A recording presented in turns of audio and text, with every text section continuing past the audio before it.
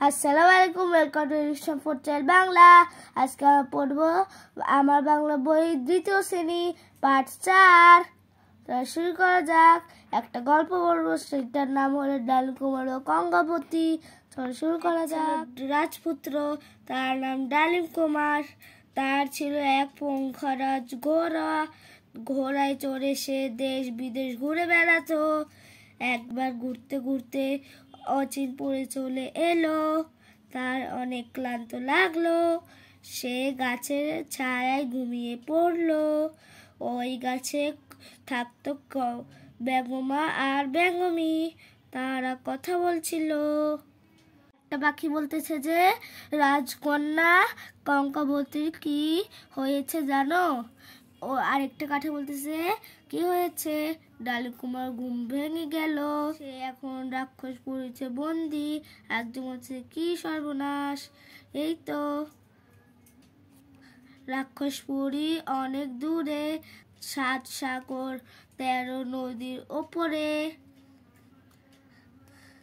ডালিম কুমার 7 সাগরের 13 নদী পার হলো। তারপর রাক্ষসপুরীতে পৌঁছালো।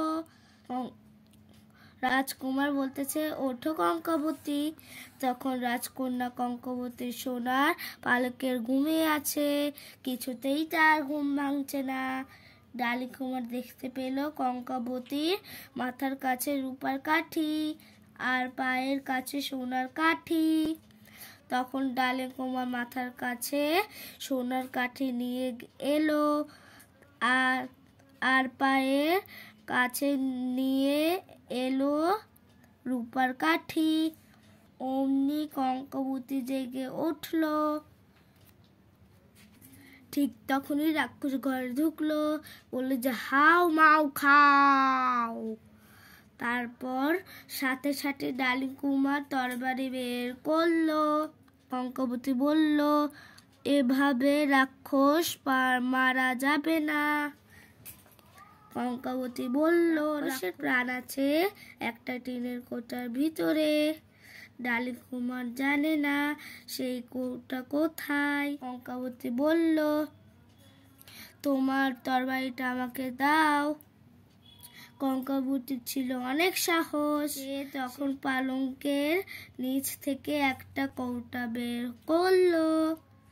কৌটা খুলতেই বেরিয়ে এলো একটা ভ্রমণ।